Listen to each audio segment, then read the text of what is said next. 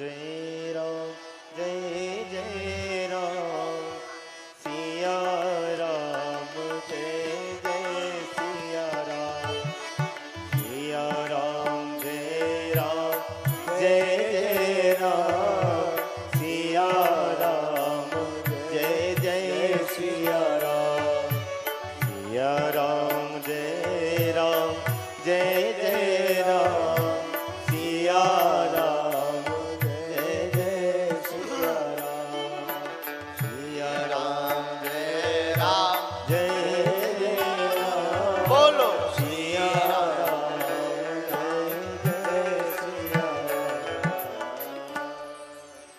बहुत ही सौभाग्य की बात है। और श्री धाम वृंदावन से परम पूज्य श्री गौरी गोपाल आश्रम के महान और आपने सेवा के प्रकल्प से जो समूचे भारत में एक नई क्रांति खड़ी की, वृद्ध माताओं की सेवा करके, ऐसे परम पूज्य श्री आचार्य श्रद्धेय श्री अनिरुद्धाचार्य जी महाराज आज इस कथा में मंगल दर्शन देने के लिए पधारे हैं। और निश्चित रूप से आपके मंगल से समूचे विदिशा का और विदिशा जिला का कल्याण होगा। बेत्रवती नदी के किनारे, गंगा के किनारे विदिशा शहर में आप आए हैं। पावन कथा का रसपान आप सभी भक्तजन कर रहे हैं। जो कथा हमारे जीवन की व्यथा को मिटा रही है, हमारे जीवन को परिवर्तित कर रही है, ऐसी दिव्य कथा पूज्य महाराज श्री की दिव्य वाणी से आप श्रवण पान कर रहे हैं। पूज्य महाराज श्री के श्री चरणों में दास अनिरुद्ध का कोटि कोटि नमन। और पूज्य महाराज श्री आज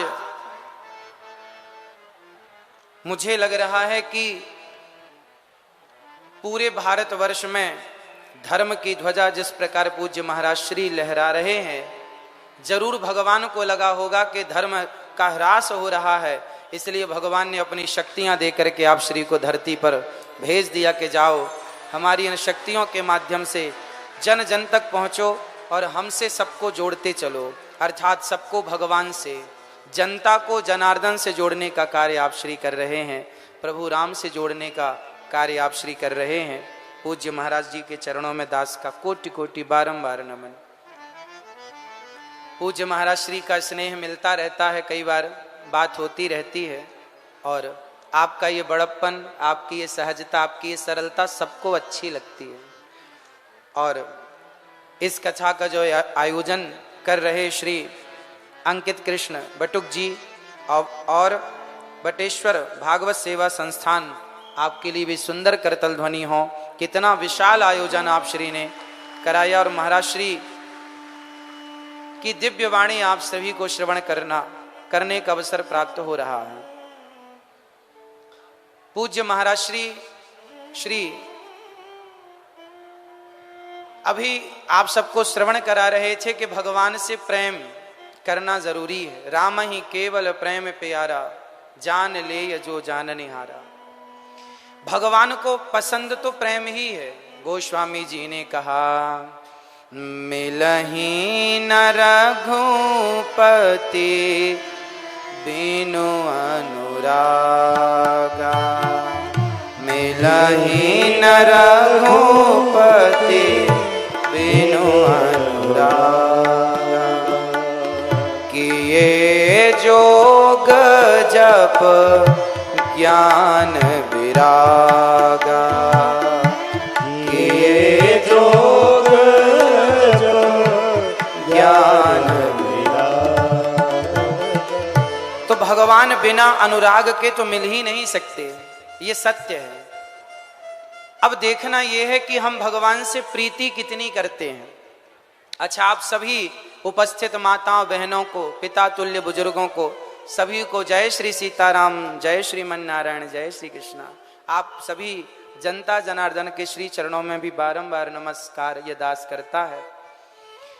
भगवान बताइए, पूजा के भूखे हैं या प्रेम के? सभी बोलिए, प्रेम के। और हम भगवान की क्या करते हैं? पूजा। भगवान की हम पूजा करते हैं और भगवान से पूछा गया कि आप क्या चाहते हैं? हम प्रेम चाहते हैं। और हम क्या देते हैं? पूजा देते हैं। इसलिए भगवान के मिलने में हमें कई जन्म लेने पड़ जाते हैं, कई बार आना जाना पड़ता है। पुनरपि जननम पुनरपि मरणम पुनरपि जननी जठरे शयनम, बार बार जन्म मृत्यु का चक्कर इसलिए लगता है क्योंकि हम पूजा करते हैं, प्रेम नहीं करते। आप एक काम करिए, जितनी माताएं बैठी हैं और जितने पुरुष बैठे हैं, जरा समझिए, एक छोटी सी बात को समझ लीजिए। आप पूजा कैसी करते हैं? भगवान के गले में हार, एक नारियल और धूप बत्ती, और भगवान को यथा शक्ति आप द्रव्य दक्षिणा प्रदान कर देते हैं। अब जो पूजा हम भगवान की करते हैं, स्वयं यही पूजा आप एक काम करना, अपने पति और अपनी पत्नियों की करना। आप अपने पति को एक माला पहनाओ, एक मिठाई का डिब्बा रखो, धूप बत्ती जला के आरती उतारो। आप पूजा करो पति की, हार चढ़ाओ पति को, मिठाई का डिब्बा चढ़ाओ, सब चढ़ाओ पति को, और प्रेम करो पड़ोसी से। चलेगा? हाँ या ना? चलेगा? अब आप अपनी पत्नी को मिठाई का डिब्बा दें, हार चढ़ाएं, पुष्प चढ़ाएं, आरती उतारें पत्नी की, और प्रेम करें पड़ोसन से, चलेगा? नहीं। प्रेम, आपकी पत्नी आपसे प्रेम चाहती है, आपका पति आपसे प्रेम चाहता है, आपका पुत्र आपसे प्रेम चाहता है, वो आपसे पूजा नहीं चाहता। वो आपसे क्या चाहता है? जोर से सही बताइए। आप एक नारियल, एक मिठाई का डिब्बा और एक हार लेकर के खुश हो जाएंगे अपने पति या अपनी पत्नी से, और अपनी पत्नी अपने पति को ये इजाजत दे देंगे कि जाओ पूजा हमारी करो, प्रेम किसी और से करो। क्या ये इजाजत है आपके पास? हाँ या ना में उत्तर दीजिए। नहीं। उसी तरह अब यही व्यवहार हम भगवान से करते हैं। पूजा सवेरे से शाम तक भगवान की करते हैं, और प्रेम संसार से करते हैं। भगवान ने कब कहा कि हमारी पूजा करो? भगवान ने तो सिर्फ यही कहा कि हमसे प्रेम करो। हम प्रेम के बल पर मिलते हैं। राम ही केवल प्रेम प्यारा, केवल प्रेम हमसे किया जाए, सच्चा प्रेम भगवान से किया जाए। किस तरह? गोपियों की तरह। गोपियां भगवान से क्या करती हैं? प्रेम करती हैं। और प्रेम कितना अद्भुत! जब भगवान श्री कृष्ण वृंदावन छोड़कर मथुरा गए, तो मथुरा से वृंदावन बहुत दूर नहीं है, अधिक से अधिक 10 किलोमीटर, 12 किलोमीटर पैदल कोई जाएगा, सुबह जाए तो शाम तक मिल करके खूब आराम से वापस आ जाएगा। पर गोपियां सालों तक रोती रहीं। 10 किलोमीटर दूर कृष्ण थे, यदि प्रेम करती थी गोपियां तो जाकर मिल क्यों नहीं लिया गोपियों ने? जानते हैं क्यों नहीं मिली? क्योंकि गोपियां भगवान से प्रेम करती हैं। पूजा करती तो शायद जाके मिल लेती, पर वो तो प्रेम करती हैं। और प्रेम जानते हो क्या है? प्रेम कहता है तत्सुख सुखित्वम, अपने प्रियतम के सुख में ही, जो अपने सामने वाले के सुख में ही जो अपना सुख देखे, वही प्रेम होता है।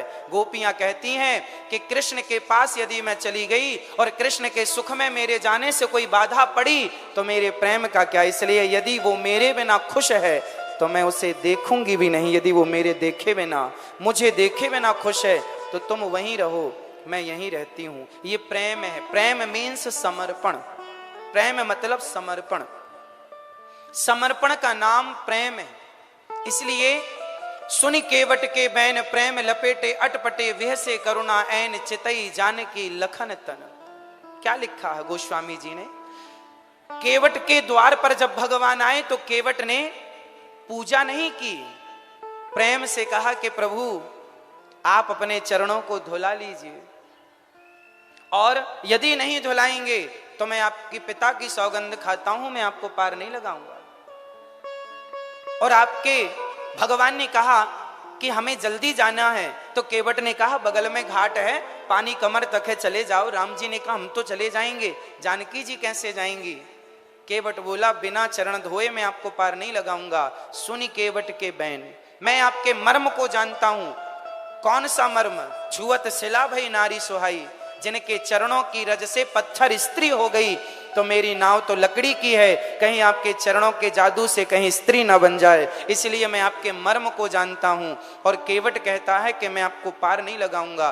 केवट ने भगवान की पूजा की या भगवान से प्रेम किया? उत्तर दो आप सब। केवट ने भगवान की पूजा की या प्रेम किया?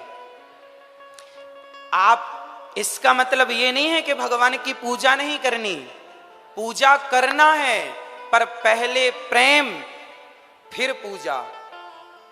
आप क्या करते हैं? सिर्फ पूजा नहीं, हम भगवान से प्रेम करें, और जब प्रेम होगा तो भगवान प्रेम की पूजा को स्वीकार करने आएंगे, और विदुरानी प्रेम से छिलके खवाएंगी तो ठाकुर जी छिलके खाएंगे, प्रेम से विदुरानी बेर खवाएंगी तो राम जी बेर खाएंगे, प्रेम से सुदामा सूखे तंडुल चावल खवाएंगे तो भगवान चावल खाएंगे।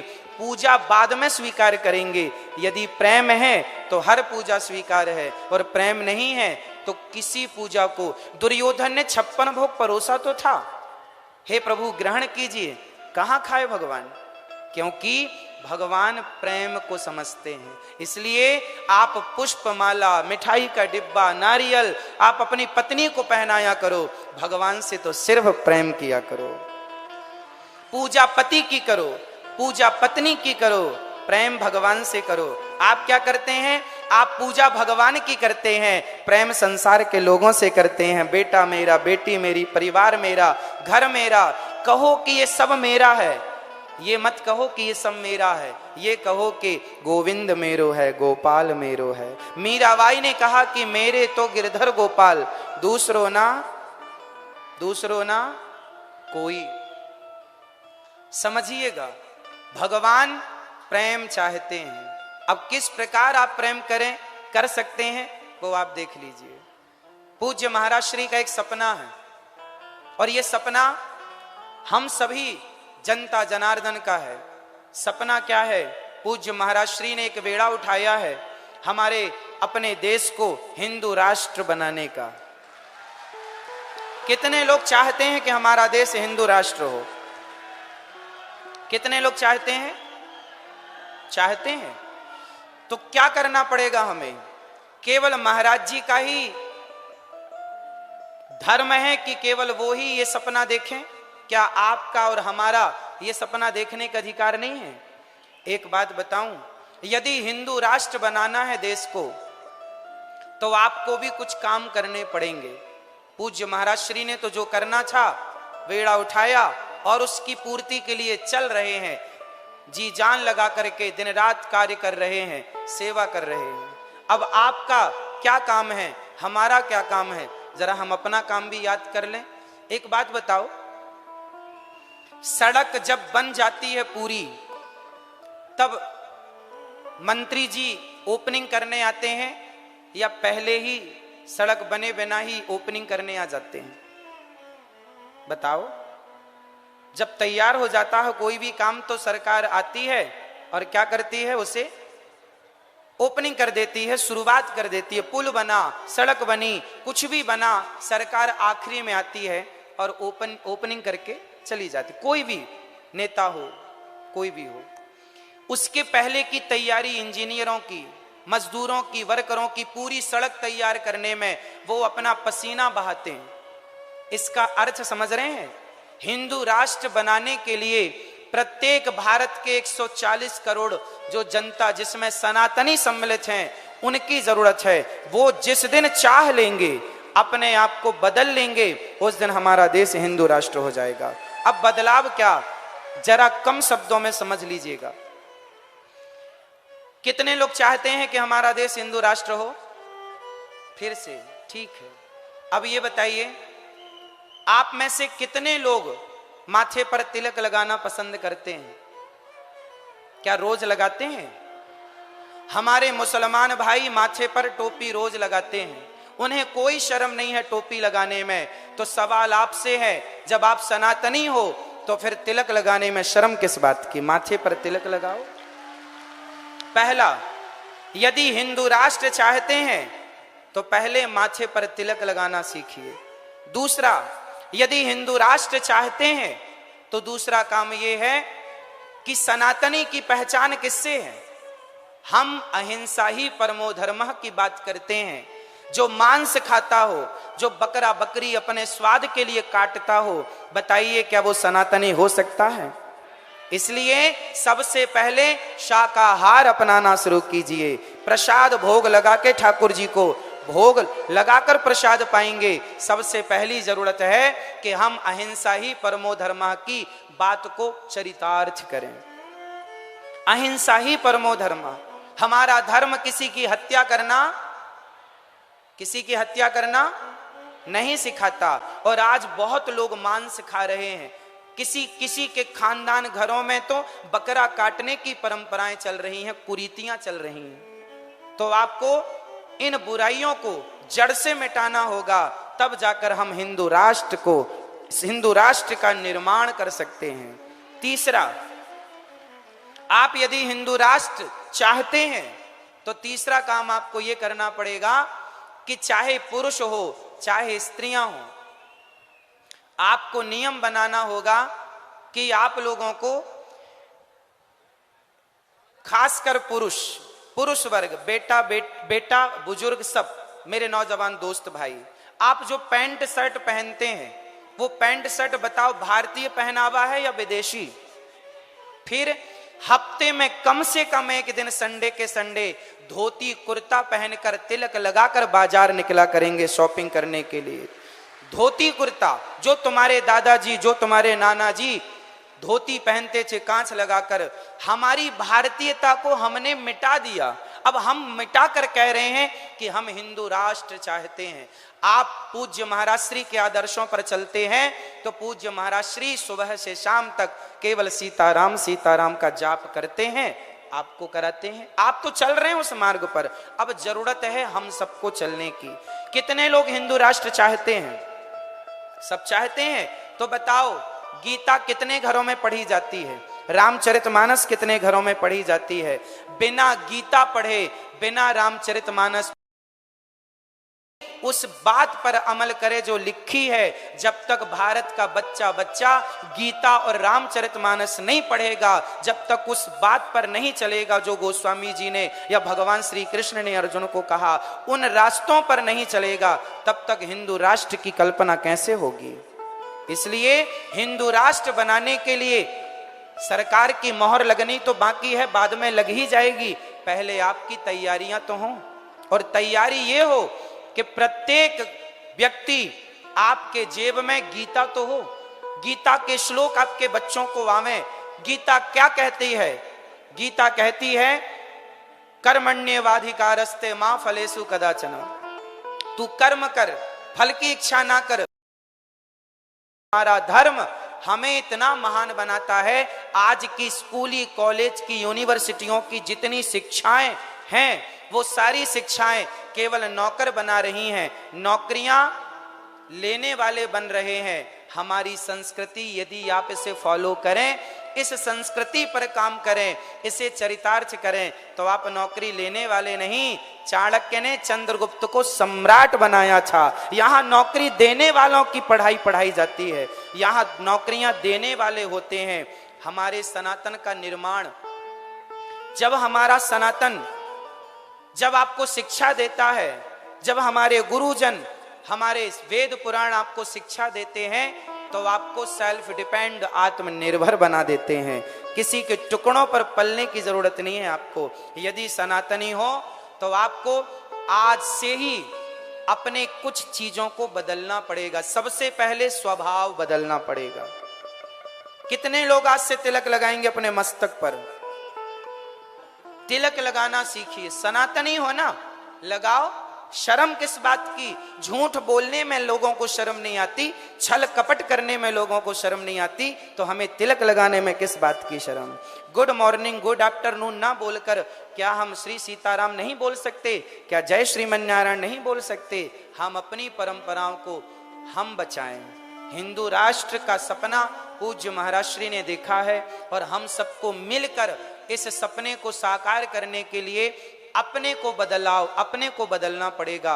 और जिस दिन हम बदल गए ना, तो सरकारें अपने आप इस पर मोहर लगा देंगी कि अब देश हिंदू राष्ट्र होना चाहिए। आखिरी मोहर सरकार की। तो आप श्री पूज्य महाराज श्री पूज्य बागेश्वर वाले महाराज जी, पूज्य श्री धीरेन्द्र कृष्ण शास्त्री जी के श्री चरणों में यह दास कोटि कोटि नमन करता है। और आपका ये वेड़ा अत्यधिक सराहनीय है। सनातन की सबसे बड़ी सेवा आपके द्वारा हो रही है। हम यूं ही आपके साथ हैं और हम सभी भारतवासी कितने लोग अपने आप से शुरुआत करेंगे, बदलाव अपने से शुरू करेंगे। पूरे विदिशा में झाड़ू लगाना एक व्यक्ति को जिम्मेदारी दी जाए कि पूरे विदिशा में झाड़ू लगाओ, तो एक व्यक्ति के वश का नहीं है। लेकिन विदिशा का प्रत्येक व्यक्ति यदि अपने अपने द्वार को, अपने अपने घर की सड़क को आगे साफ कर ले तो पूरा विदिशा स्वच्छ हो जाएगा। बदलाव खुद से होगा, परिवर्तन स्वयं से होगा। यदि हम अपने आप को बदल लेंगे तो समाज बदल जाएगा, और समाज बदलता है ना तो क्षेत्र बदल जाता है, और क्षेत्र के बदलने से राज्य बदलते हैं, और राज्य के बदलाव से देश बदल जाता है, और देश बदल जाए तो दुनिया का ध्यान उस देश की ओर आकर्षित होता है जिस देश की संस्कृति सबसे श्रेष्ठ हो। और सबसे श्रेष्ठ संस्कृति वाला देश पूरी दुनिया में कोई है तो भारत ही है। बोलिए भारत माता की। पूज्य महाराज श्री के श्री चरणों में बारंबार नमन। आप सभी माताओं, बहनों, भक्तजनों को बारंबार नमन। सबके श्री चरणों में दास सभी की चरण धूली माथे पर सजा रहा है, सभी को बारंबार नमन। कथा में विघ्न बनकर ये दास पहुंचा है, और पूज्य महाराज श्री की दिव्य अमृतमयी वाणी हम श्रवण कर रहे थे, और पूज्य महाराज श्री के सपने को साकार करने के लिए हम सभी कंधे से कंधा मिलाकर चल रहे हैं। पूज्य महाराज श्री का दर्शन करके आज दास कृतार्थ हुआ। आपके श्री चरणों में कोटि कोटि नमन।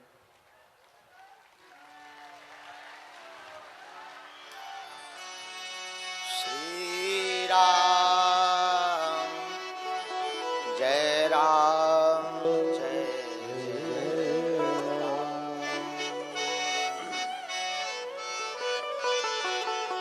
परम पूज्य, आप वर्तमान में श्रीधाम वृंदावन में जो नियमित सेवा कर रहे हैं, अन्य क्षेत्र की वृद्ध माताओं की, आपकी वाणी, आपकी कृपा और आपकी ब्रज की सेवा बड़ी ही सराहनीय है।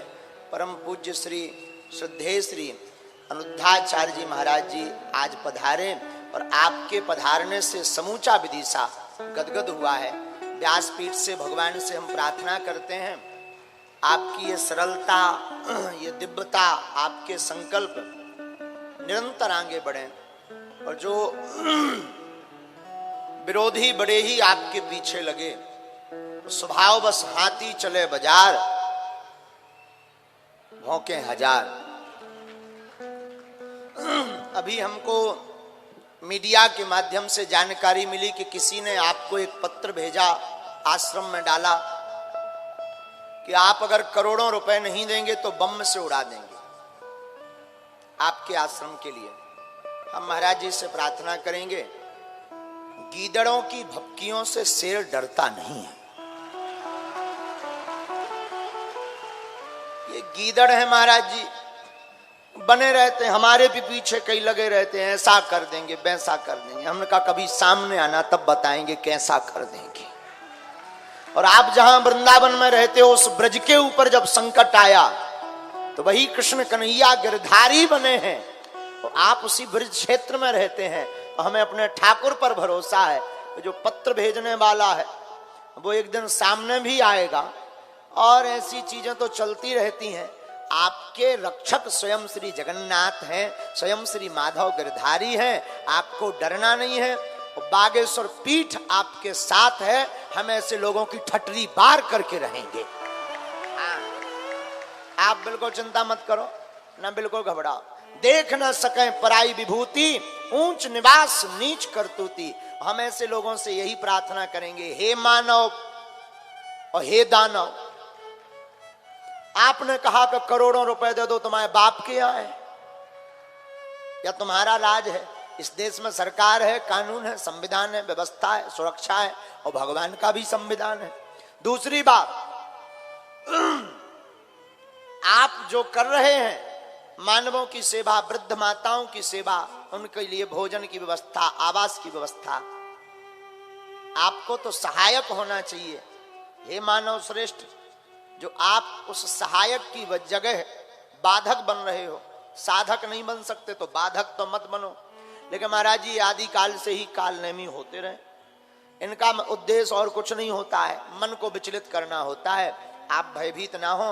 हम भगवान बागेश्वर बालाजी, हम तो कुछ नहीं जानते, मूर्ख आदमी है, लेकिन बालाजी और श्री सन्यासी बाबा के चरणों में प्रार्थना करते हैं कि भगवान बागेश्वर बालाजी आपको दीर्घायु दें, और जहां भी आपको जरूरत पड़े, अब पड़े क्या, आपको बोलने की आवश्यकता ही नहीं है भाई, बोल करके कोई सहयोग करे तो क्या मतलब का, हम आपके साथ हैं।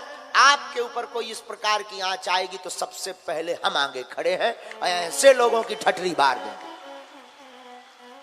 नहीं छोड़ेंगे, और बालाजी इसका दंड भी उनको देंगे। ये सिर्फ और सिर्फ इसलिए करतूत, और आपके साथ पूरा ब्रजमंडल भी है, ब्रजवासी भी आपके साथ हैं। आप, हम ब्रजवासियों से चर्चा करते रहते हैं, तो ब्रजवासी भी आपके साथ हैं। और ये जो धमकी भरा पत्र मिला है, तो हम तो यही कहेंगे कि बहुत जल्दी वो पकड़ा जाए, और लगेगा भी तो हम बालाजी के चरणों में अर्जी लगा के उसको पकड़वाने की भी बालाजी से प्रेरणा लेंगे, सन्यासी बाबा से प्रेरणा लेंगे। भाई कमाई कब काम आएगी शक्ति के, बाद में आएगा। तो हम अपने सन्यासी बाबा से भी प्रार्थना करेंगे। तो आप आज कथा में पधारे, बड़ा आनंद मिला, और एक भाव के साथ हम कथा को आगे बढ़ाएं। क्यों भैया, भगवान केवल हमारे हैं, भगवान हमारे हैं, ये तो बहुत अच्छा भाव है, लेकिन भगवान केवल हमारे हैं, ये बहुत बुरा भाव। भगवान सबके हैं, और सच तो ये है भगवान ही हमारे हैं, वही सहारे हैं, बाकी सब झूठे किनारे हैं। इसलिए दोनों हाथ उठाकर पागल बन जाओ।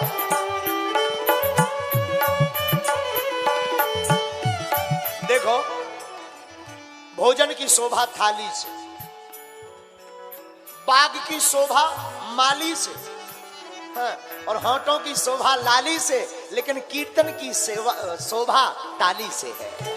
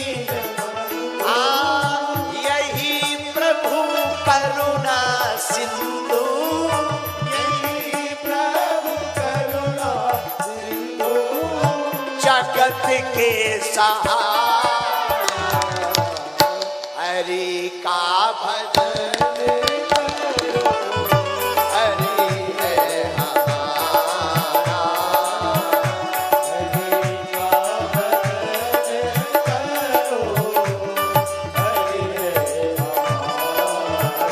राधे श्याम श्याम श्याम सीता राम राम राम, राधे श्याम श्याम श्याम सीता राम, राधे श्याम श्याम श्याम सीता राम राम राम,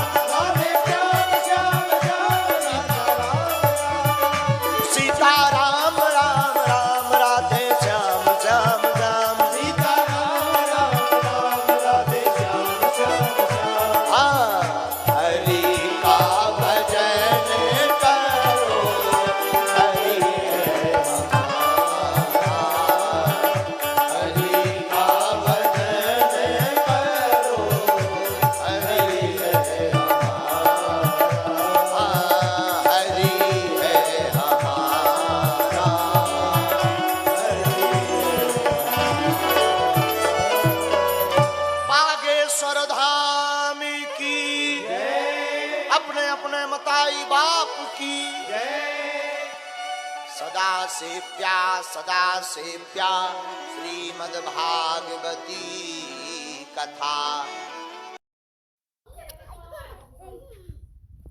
कालू जब मसल जाग नहीं ना यही ताव दे दे अब असियो में जाओ सेरे कपड़ा कर लिए काबू नहीं खराब है वो